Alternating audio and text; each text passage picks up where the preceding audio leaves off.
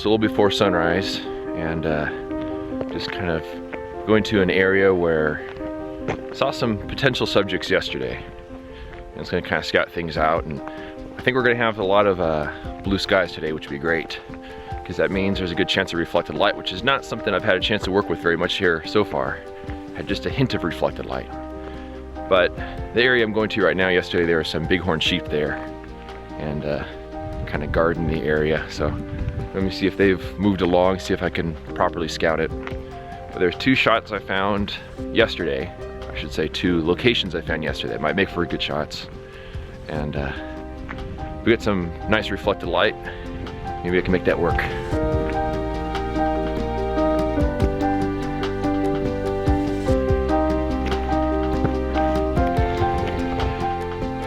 This is why I'm so tired at the end of the day. Lots of scrambling. And also, this is why I don't take my big camera with me when I'm scouting. And otherwise, there's lots of places I probably wouldn't end up going.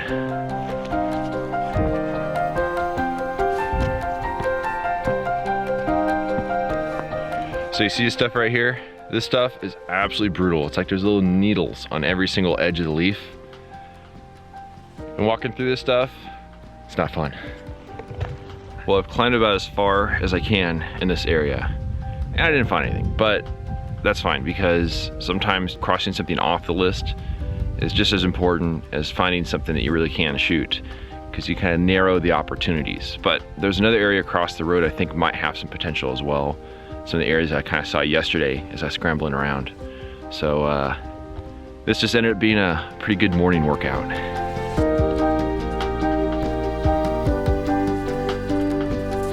So I think I found a composition or 2 that might work. It's not gonna be photos that depend on having fall color on the trees. It's stuff on the ground. But having some reflected light would be nice. Probably a little more so in the afternoon. But last night there was a lot of wind up in here. And so the trees are looking even more thin than yesterday. But that works pretty well when you're shooting stuff on the ground. I'm gonna go back to my truck, grab my camera, grab some freshly loaded film holders, and see if I can find some sort of compositions. So I got my camera and hiked back to the area that I was looking at this morning, and set up my camera, normal lens, overextend the bellows, kind of shooting a small, more intimate scene. And then it became pretty apparent that I wasn't going to be able to shoot the photo because the light was moving, and pretty soon some direct sunlight filtered into the scene, and I think my best window for that is going to be in the afternoon.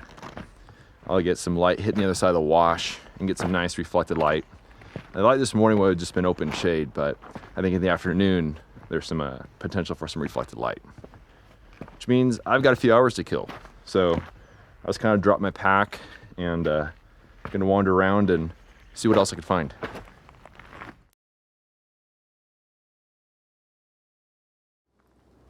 So this is the scene that I found a little bit earlier when I was kind of wandering through these washes. You have this really cool sandstone with these striations in it, and it's just been pulverized during flash flood. It's just been kind of sculpted and carved by not only the water, but any sort of debris in the water. It could be boulders, small rocks, pebbles, trees, anything that gets swept in these really, really large flash floods. And you get this really cool abstract sort of look. The lines kind of zigzagging everywhere, kind of reminiscent of the wave. And I did place an oak leaf there because I wanted to have something to anchor the photo. Without it, there'd probably not be much of a sense of scale, and also your eye might just kind of zoom right out of the frame because that's kind of where the lines go.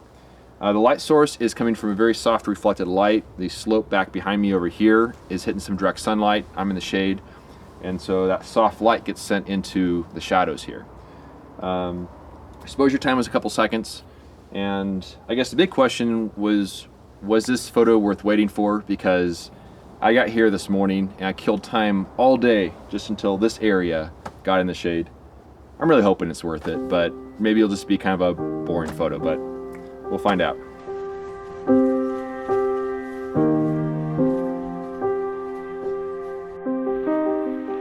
So I ended up making a total of 3 exposures. They're all probably gonna look about the same, but that's mostly just because the glow was changing a little bit from shot to shot. The sun, which was kind of back behind the hillside where my camera is facing towards, is kind of moving across and casting different light onto the wash down below. So at times the sun would hit trees, it hit rocks, it hit sand, and that really subtle glow did change a little bit. But I'm really curious how it turned out because it has really cool kind of abstracty look. And I know that that leaf is going to look very intentional, but there's really no way around that. I had to have something in order to anchor that scene. But I think I'm going to spend the rest of the day just kind of wandering around up here. I don't know if I'm going to be up here again tomorrow, just because the color's fading a little bit, but definitely looking forward to what I'll be able to find in the main canyon.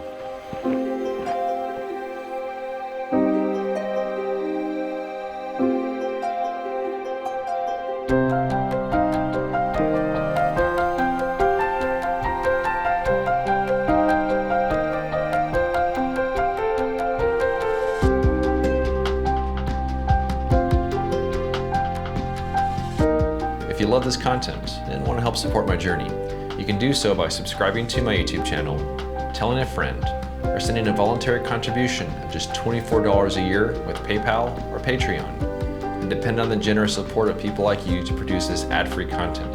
For more information on how to support me, please visit the donations section of my website.